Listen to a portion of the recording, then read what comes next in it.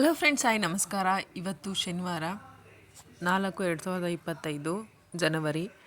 So ಇವತ್ತು ನಾನು ಲೈಬ್ರರಿಗೆ ಹೋಗೋಣ ಅಂತ ಅಂದ್ಬಿಟ್ಟು ಬುಕ್ ಎಲ್ಲವನ್ನೂ ಜೋಡಿಸ್ಕೊಂಡು ಏನೇನು ಅವಶ್ಯಕತೆ ಇದೆಯೋ, ಬಿಸಿನೀರು ಬೇಕಿತ್ತು, ಹಾಗೆಯೇ ಬಿಸಿನೀರನ್ನ ಬಾಟಲ್ಗೆ ಹಾಕ್ಕೊಂಡು ಹಾಗೆಯೇ ಬುಕ್ನೆಲ್ಲ ಬ್ಯಾಗಲ್ಲಿ ಹಾಕ್ಕೊಂಡು ಇವತ್ತು ಲೈಬ್ರರಿಗೆ ಹೋದೆ. ಸೊ ಇಲ್ಲಿ ಲೈಬ್ರರಿಗೆ ಹೋಗಿದ್ದೀನಿ ನೋಡಿ.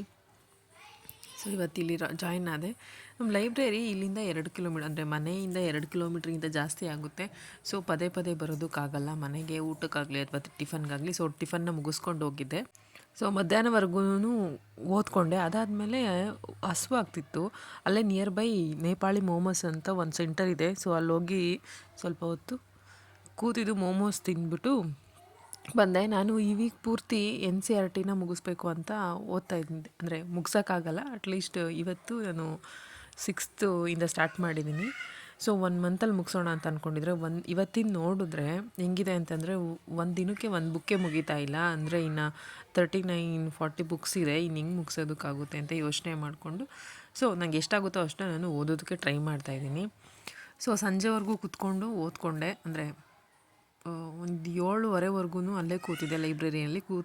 ಹಂಗೆ ಯೂಟ್ಯೂಬಲ್ಲಿ ಕ್ಲಾಸ್ ಕೇಳಿ ಇವತ್ತಿನ ನೋಟ್ಸ್ ಇದು ಏನೇನು ಕ್ಲಾಸ್ ಕೇಳಿದ್ನೋ ಅದನ್ನೆಲ್ಲ ಬರ್ಕೊಂಡಿದ್ದೀನಿ ನೋಡಿ. ಸೊ ಇಷ್ಟು ನಾವು ನೋಟ್ಸ್ನ ಬರೆದೆ, ಆಮೇಲೆ ಬರೆಯೋಕ್ಕಾಗಿಲ್ಲ, ಹಂಗೆ ಓದ್ಕೊಂಡೆ.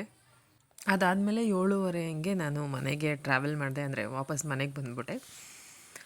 ಸೊ ಫುಲ್ಲು ತಲೆನೋವು ಬಂದಿತ್ತು ಆ್ಯಕ್ಚುಲಾಗಿ ಹೇಳಬೇಕು ಅಂತಂದರೆ. ಮನೆಗೆ ಹೋಗಿದ ತಕ್ಷಣ ಕಾಫಿ ಕುಡಿಬೇಕು ಅಂದ್ಕೊಂಡು ಬಂದೆ.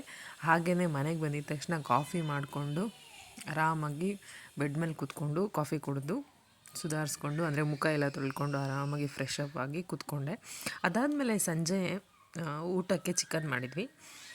ಸೊ ಚಿಕನ್ ಮಾಡಿ ಅನ್ನ ಸಾಂಬಾರು ಮಾಡಿಕೊಂಡು ತಿಂದು ಇವತ್ತಿನ ದಿನ ಮುಗಿದು. Thanks for watching my video.